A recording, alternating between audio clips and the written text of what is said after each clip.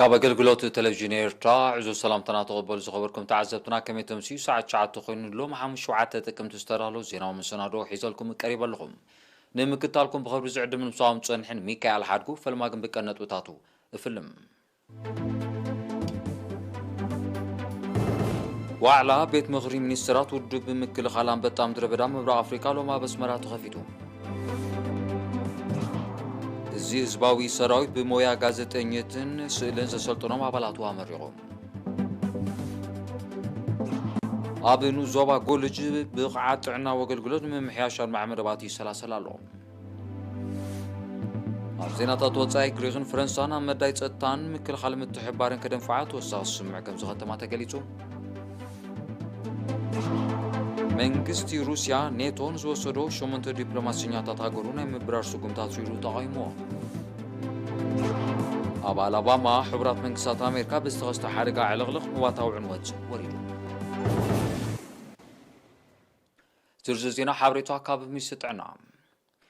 ሎሚ ኣብ መውሸቢ ማእከላትን መመርመሪ መደበራትን ዞባ ማእከል ብዝተገብረ ናይ ላቦራቶሪ ምርመራታት 5 ዜጋታት ካብ ኣስመራ ብኮሮና ቫይረስ ምልካፎም ተረጋጊጹሎም ካብዚኦም እቶም ክልተ ኣብ መውሸቢ ማእከላት ዓቂቦም ጸንሑ ሰለስተ ድማ ኣብ መመርመሪ መደበራት ብዝተገብረ ምርመራታት መልከፍቶም ዝተረጋገጹ እዮም እዚ ከምዚ ኢሉ እንከሎ ኮሮና ቫይረስ ተረኺብዎም ኣብ ሆስፒታላት ዞባ ማእከል ተዓቂቦም ዝጸንሑ ሰለስተ ዜጋታት ሓዊዮም ተፋንዮም ኣለዉ በዚ መሰረት ጠቕላላ ቁፅሪ ብኮሮና ቫይረስ ዝተለፉ ዜጋታት ክሳብ ሎሚ 6734 በፂሑሎ 6666 ካብዚኦም ሓዊዮም ዝተፋነው 42 ብሞት ዝተፈለዩ 26 ድማ ገና ኣብ ሆስፒታላት ተዓቂቦም ዝርከቡ እዮም ሚኒስትሪ ጥዕና 7 ጥቅምቲ 2021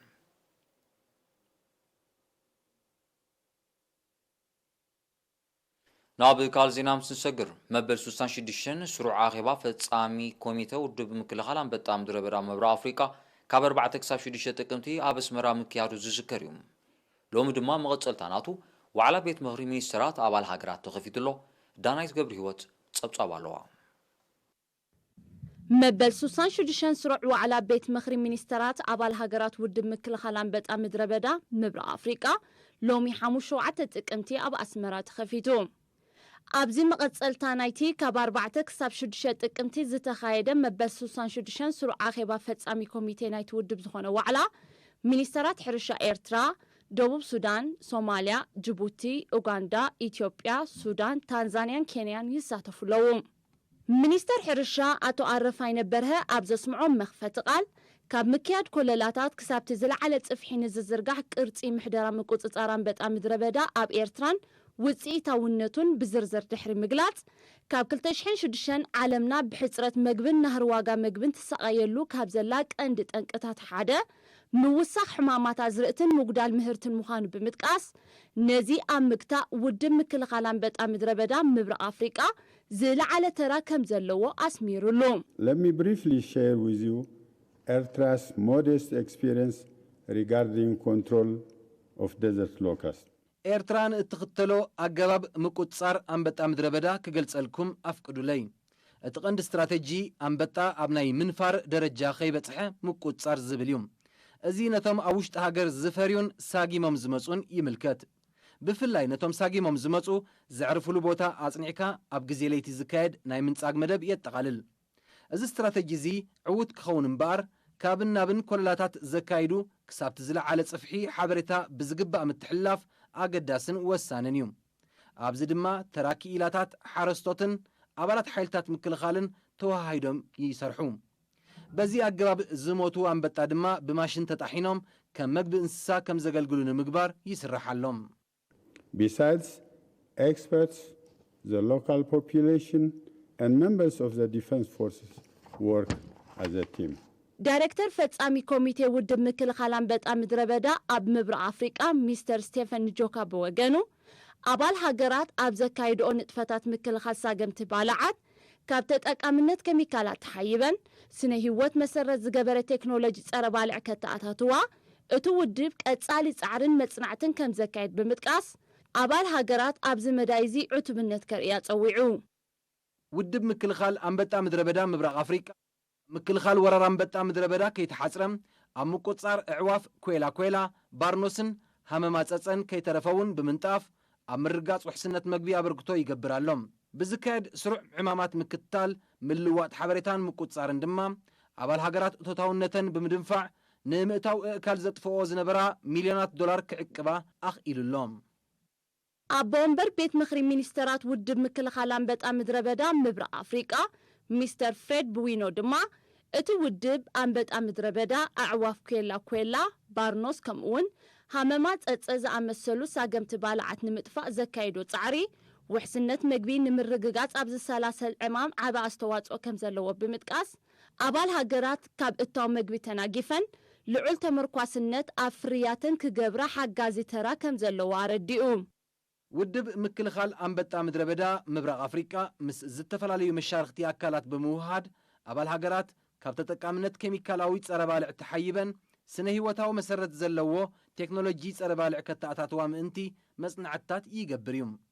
መበል 66 ዋዕላ ቤት ምኽሪ ሚኒስተራት ውድብ ምክልኻል ኣንበጣ ምድረ በዳ ምብራቕ ኣፍሪቃ ክሳብ ጽባሕ 8 ጥቅምቲ ክቕጽል እዩ።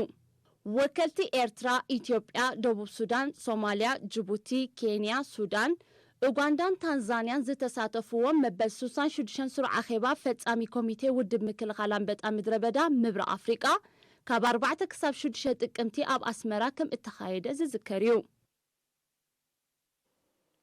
እዚ ህዝባዊ ሰራዊት ኤርትራ ብመባእታዊ ሞያ ጋዜጠኛትን ስእልን ዘሰልጠኖም 24 ኣባላቱ ሎሚ 7 ጥቅምቲ ኣብ ከተማ ከረን ኣመሪቖም። እቲ ብስታፍ ሓበሬታን ኮስጓስን ዝተወደበን ንልዕሊ ሓደ ወርሒ ዝቐጸለ ስልጠና ተራን ኣገዳስነትን መራኸቢ ብዙሃን ኣምራትን ዓንድታትን ዜና ኣጻሕፋ ሪፖርታጅ ከምኡውን ተንቀሳቓስን ደረቕን ስእሊ ዘጠቓለለ ነይሩ። ሓላፊ ስታፍ ሓበሬታን ኮስጓስን እዚ ህዝባዊ ሰራዊት ኤርትራ ኣቶ ሳልሕ መሐመድ ሳልሕ ኣብ ዘስምዖ ቃል እቲ ስልጠና ጽጹይ ዜናዊ ሓበሬታ ምእካብን ምትሕላፍን ከምኡውን ብጽሑፍን ስእልን ኣብ ምስናድ ዝጸንሐ ሃጓፋት ኣብ ምምላእ ዝህልዎ ተራ ብቐሊል ከም ዘይጥመት ጠቒሱ ተመረቕቲ ንዝተዋህቦም ስልጠና ብግብራዊ ስራሕ ከማዕብሎ ተላቢዩ። ሓለቓ ስታፍ እዚ ህዝባዊ ሰራዊት ብሪጋደር ጀነራል ሚካኤል ዮሃንስ ቢጊድዩ ንሞያ ጋዜጠኝነትን ኣድማዕነት ድምፂ ሓፋሽ ኤርትራ ብዋን ብረታዊ ቃልስን ብምዝካር እቲ ሞያ ብተመክሮ ዝዓቢ ብምዃኑ ተመረቕቲ ቀሲሞሞን ዘለዉ ስልጠና ብንባብን ስራሕን ከማዕብሎ ተላቢዩ። ኣብቲ ስነ ስርዓት ናይ ኣገዳስነት ትምህርቲ ብሓፈሻ ኣበርክቶ ሞያ ጋዜጠኞት ድማ ብፍላይ ዘንጸባረቕ ምርኢት ቀሪቡ። ኣብ ዞባ ጎልጅ ብቕዓ ጥዕናዊ ኣገልግሎት ንምምሕያሽ ኣድማዒ መደባት ይሰላሰል ኣሎ። ወኪል ኤሪና ኣካል መብራቱን ዘዳለወ ጸብጻብ ዶኒካ ፀሃየ ብዝተማልአ ጥዕናዊ ኣገልግሎት ንኽረክብ ብዝካየድ ዘሎ ጻዕሪ ኣተባባዒ ውፅኢት ይምዝገብ ከም ዘሎ ቤት ጽሕፈት ኣገልግሎት ጥዕናቱ ንኡዞባ ሓቢሩ።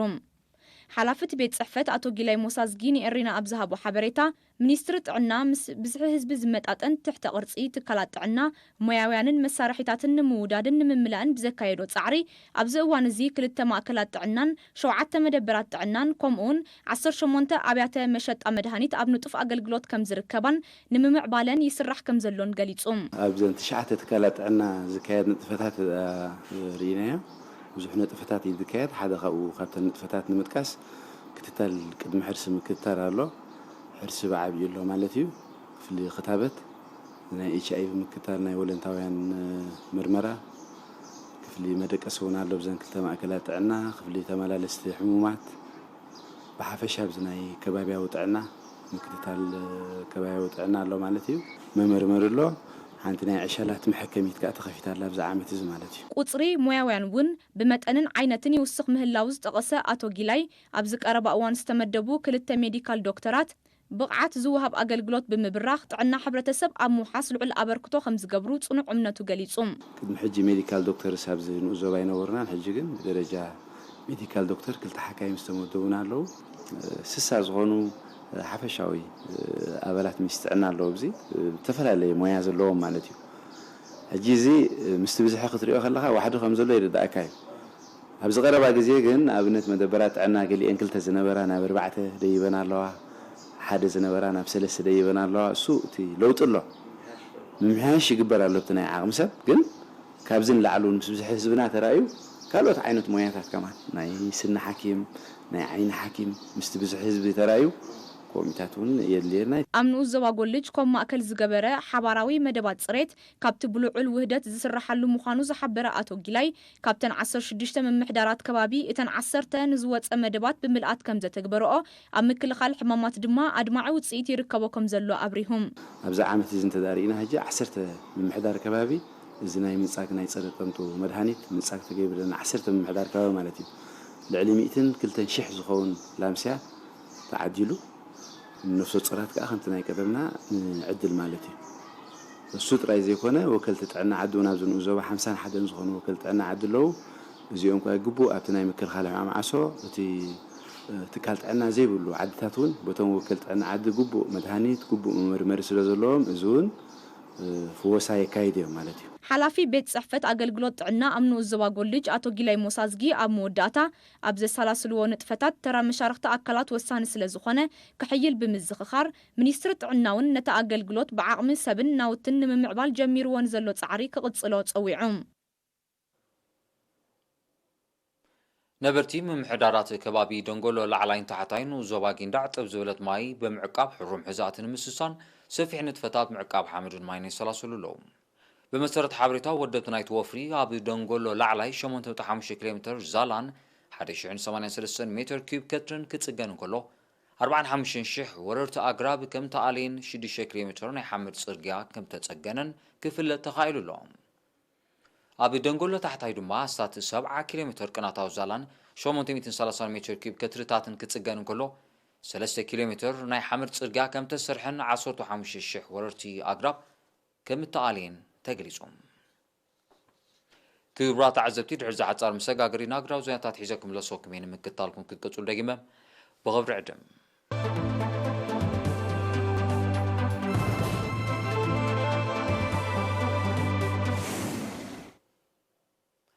زيناو مسنارو ال تي فيوم تكتاتول زلوم كبرات عزبتي سلامكتالكم ما زي مسغن زيناو صاي. غريخن فرنسانا بمرايت صتان مكلخالن متحبارن كدنفعا توساخ سمع كم زغتما قدما ميسغريخ غليصوم قدما مينستر كرياكوس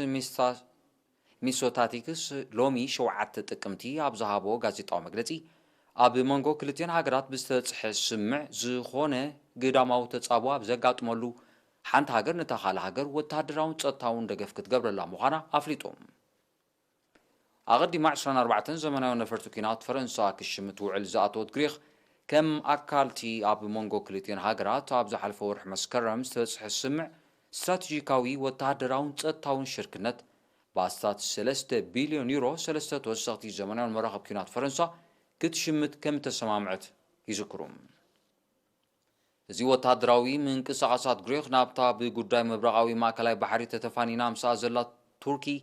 ملختي زي محلالف مخانيوم مستزوبا قرب زلوم تنتنتي زومتوم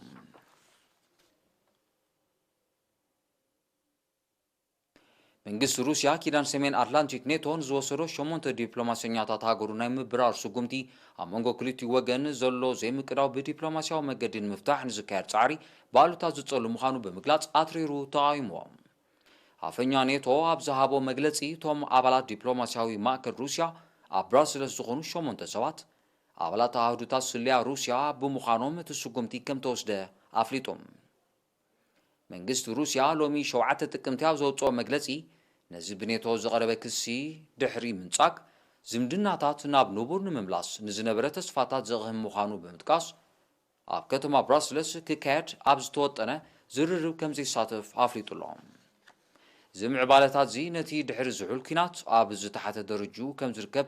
زغلص زمدنا هاغرات معرابن روسيان زغادو مخانيوم تنتنتهلو كنتات زحبروم اب 2018 اب بريطانيا بالعلي ابال تكال سليا روسيا نبر سيرجي سكريبال دحريز تخايده فتنه ممراس نيتو نقصري ابلا دبلوماسياوي ماكل روسيا اب تكيدان كاب 30 اب 10 ናይ مقدار سغمتي موسادو صبصابات يحبروم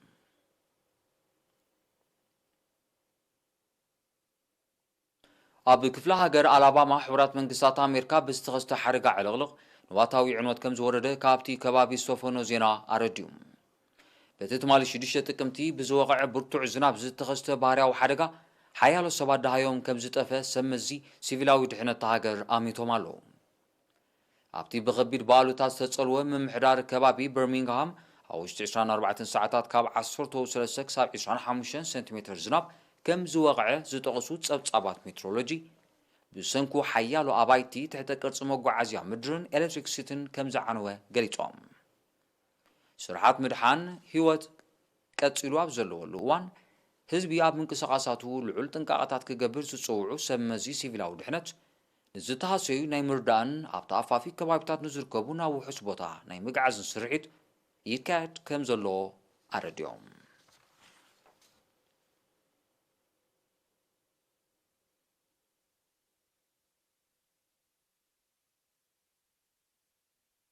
ናብ ሎሚ 7 ጥቅምቲ ኣብ ዘውግሐ ለይቲ ኣብ ደቡባዊ ፓኪስታን ብዝተኸስተ 5.7 ሬክተር ሓደጋ ምንቅጥቃጥ ምድሪ ከቢድ ሰብኣውን ንዋታውን ክሳራታት ወሪዱ ብሰንኪ እቲ ተፈጥሮኣዊ ሓደጋ ብውሕዱ 20 ሰባት ከም ዝሞቱ ዝገለጹ ሰብ መዚ ሲቪላዊ ድሕነት ፓኪስታን ዛጊድ ቁጽሮም ዘይተነጸረ ሓያሎ ድሃዮም ጠፊኡ ብምህላው ቁጽሪ ምውታድ ክዛይድ ከም ዝኽእል ኣሚቶም። በቲ ሓደጋ ብትሕተ ቅርጺ ከቢድ ዕንወት ከም ዝወረደ ዝሓበሩቶም ሰበስልጣን ኣውራጃ ባሉኺስታን ሕልፊ ካልእ ከባቢታት ከም ተሃስየት ኣረድዮም። ኣብ ፓኪስታን ሓደጋ ምንቅጥቃጥ ምድሪ ክኽሰት ናይ ፈለማ ከም ዘይኮነ ዝሕብሩ ጸብጻባት ኣብ 2015 ብዝተኸስተ 7.5 ሬክተር ምንቅጥቃጥ ብውሕዱ 400 ሰባት ከም ዝሞቱ ይጠቕሱ። ብዘይካዚ ኣብ ወርሒ ጥቅምቲ 2005 ኣብታ ሃገር ብዝተኸስተ 7.6 ሬክተር ምንቅጥቃጥ ምድሪ ልዕሊ 73,000 ሰባት ከም ዝሞቱ ናይ ሽዑ ጸብጻባት ይረዱ። ጂኦግራፊያዊ ኣቀማምጣ ፓኪስታን ንሓደጋ ምንቅጥቃጥ ምድሪ ዝተቓልዐ ምዃኑ ኪላታት ይገልጹ።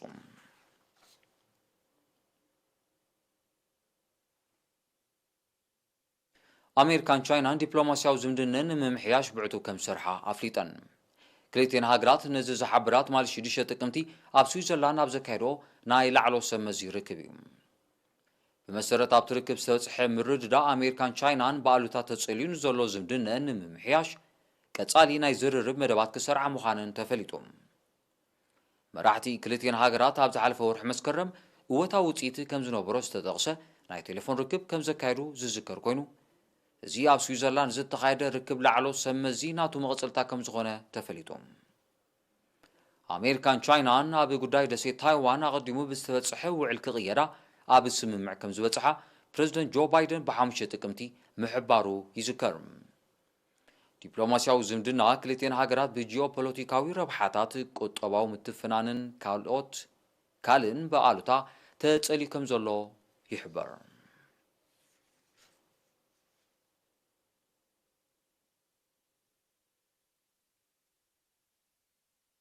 ናይ መወዳእታ ዜና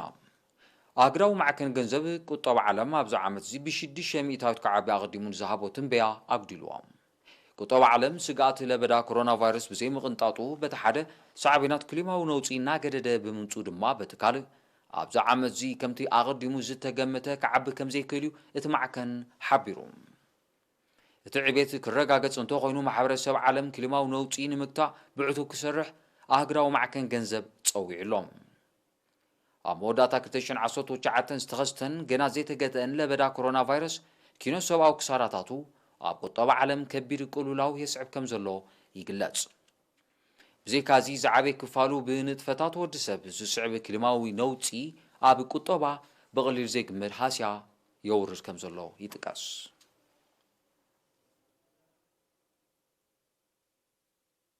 ነሰዓት ዝተዳለወ ዜናዊ መሰናዶ ንምዛም ቀንዲ ነጥብታቱ ክደግመልኩም። ዋዕላ ቤት ምኽሪ ሚኒስትራት ውድብ ምክልኻል አንበጣ ምድረ በዳ ምብራቕ ኣፍሪቃ ሎማ በስመራ ተኸፊቱ። እዚ ህዝባዊ ሰራዊት ብሞያ ጋዜጠኝነትን ስእልን ዘሰልጥኖም ኣባላቱ ኣመሪቑ። ኣብ ኑ ዞባ ጎልጅ ብቕዓት ጥዕናዊ ኣገልግሎት ንምምሕያሽ ኣርባዕ መደባት ይሰላሰላ ኣለዎም። ኣብ ዜናታት ወጻኢ ግሪክን ፈረንሳን ኣብ መዳይ ጸጥታን ምክልኻልን ምትሕብባርን ከደንፍዓ ተወሳኺ ስምዕ ከም ዝኸተማ ተገሊጹ። መንግስቲ ሩስያ ኔቶን ዝወሰዶ 8 ዲፕሎማስኛታት ሃገሩ ናይ ምብራር ስጉምቲ ኣትሪሩ ተቃዊምዎ። ኣብ ኣላባማ ሕብረት መንግስታት ኣሜሪካ ብዝተኸስተ ሓደጋ ዕለቕልቕ ንዋታዊ ዕንወት ወሪዱ። ዝኸበርኩም ተዓዘብትን ሎም ሸስተዳሎ ዜና መሰናዶ ኣብዚ ፍጸም ስለምክታልኩም ኣዝየ መስግን ተኸታታሊ ፊልም ማይ ጮሎ መበል 95 ክፋል ስዒባ ተቐርብ መደብያ ክትከውን ብወገነይ ግን ሰላም